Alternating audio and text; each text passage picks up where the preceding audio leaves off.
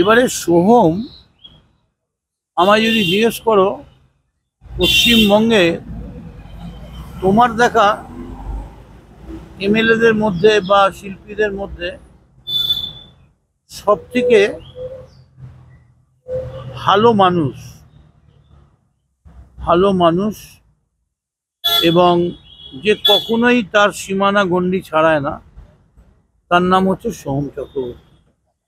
আমি সোহম চক্রবর্তীর বাড়িতে যাই, আমরা অনেকদিন একসঙ্গে রাত্রিবেলা খাওয়া দাওয়া করি।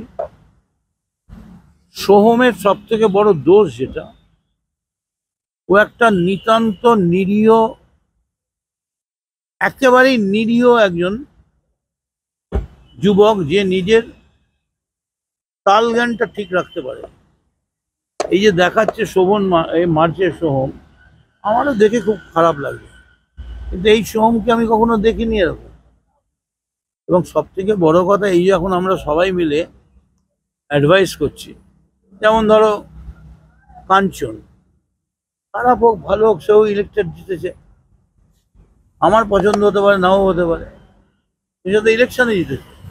এখন তাকে দেখে কার ভোট কমবে কার ভোট বাড়বে, এই ধরনের কথাগুলো পাবলিকলি বলা উচিত নয়। আবার সেখানে দেব এসে বললো না ও গেলে ওর ভোট বাড়বে, আবার দেব কদিন আগে বললো রইলো ঝোলা চললো ভোলা।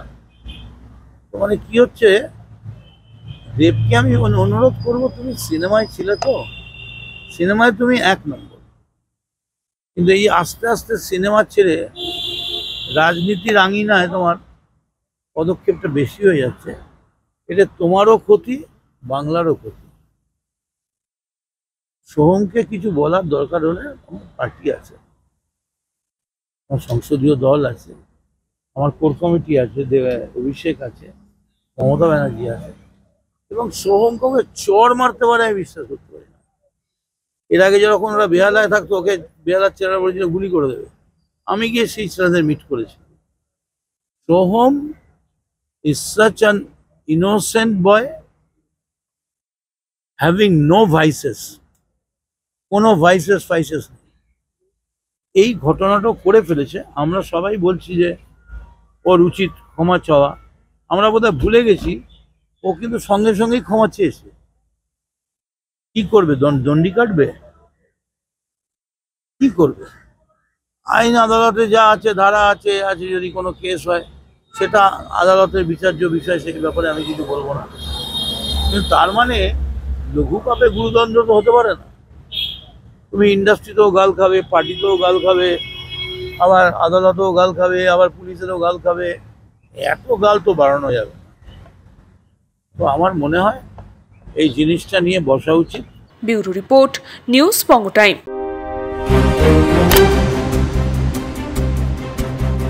फास्ट मूविंग वर्ल्ड में वही आगे है जिसके पास है स्पीड, जैसे मेघबाला ब्रॉडबैंड।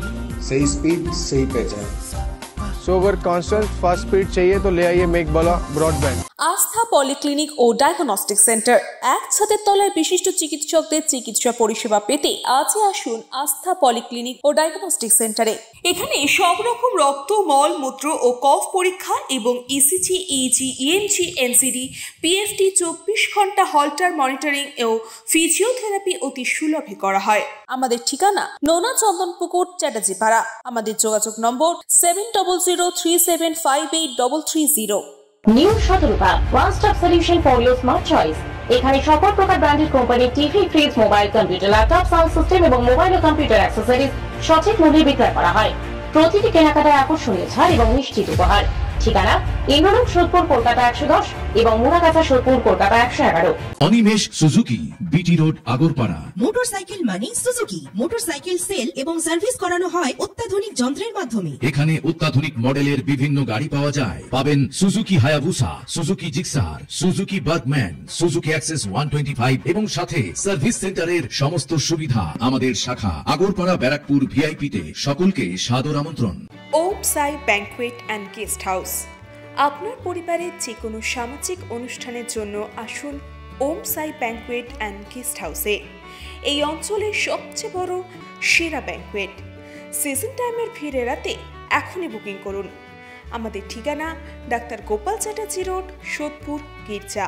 আমাদের যোগাযোগ নম্বর 9051714263।